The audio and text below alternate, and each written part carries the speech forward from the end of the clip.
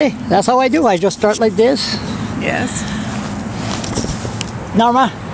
You should ask her about her job before she took a sabbatical No, for a year. We don't know. So, what's your name? Talin Vartanian. And you are? I'm here in Fredericton as the Irving Chair in Journalism for a couple of months. What's that?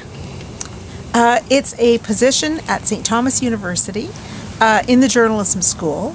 And it's an honor that is endowed every year. I'm very happy that they award it to a lot of women because most honors like this are given to men. And it's an opportunity to come and teach the students and commune with the students and to have a presence in the journalistic community in the city as well. And I make, the Irving Chair is asked to make a public speech, which I made last week. I hear that. I hear it was a good one. Thank you. What's a journalist these days? Anyway. What is a journalist? Yeah. Well, you appear to want to be one, so why don't you tell me? A blogger is, and here in New Brunswick, I said a journalist, you have to be an Irving employee because Irving owns 99% of all the newspapers. Right. So you got to dedicate your life and soul. Me, I'm a blogger, but I say I'm a journalist with an opinion. Right. But there are more journalists than just newspaper journalists. I work in radio. I'm a CBC radio producer in Toronto with a national radio program called the Sunday Edition. And so... Sunday Edition, that's yes, good. That's a good show. It is a good show. I'm very proud to work there. Michael... Enright is the host. How old is he? Michael just turned 70. He's good. Yeah, he's terrific. There's... Of course, the CBC is not owned by anyone but the taxpayers, right? That's who we're beholden to. Yeah. And that's, so yes, there are lots of media conglomerates in this country, but there are other sources of news as well. Now, if this were in the Longhouse, right by the legislator, if this was in Toronto, there would be about 1,000 bloggers and 1,000 journalists, reporters out there. Probably. Here, there's almost none. Yes, we arrived and saw a CBC crew here. CBC was here. That's CTV. right. Oh, you got the St. Thomas students here. Yes. Students here. That's so, right. New Brunswick, we do need journalists.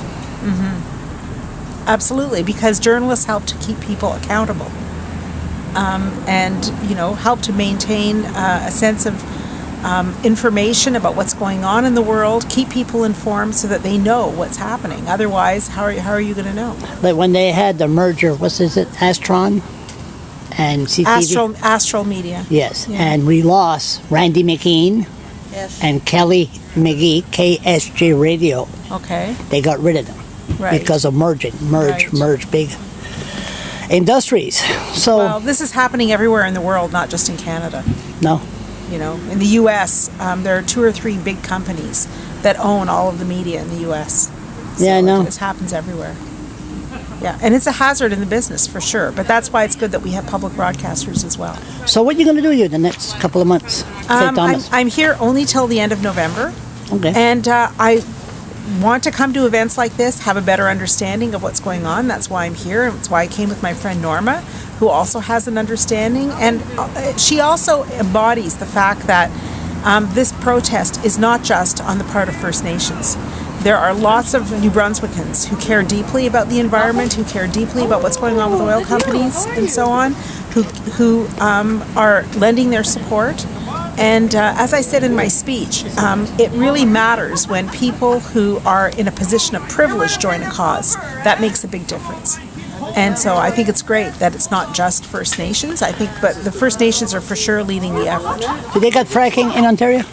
I think it's pretty much going on everywhere. Yes, and I've seen a number of documentaries about the impact of fracking, both in Canada and in the U.S. And it's kind of alarming what I've seen.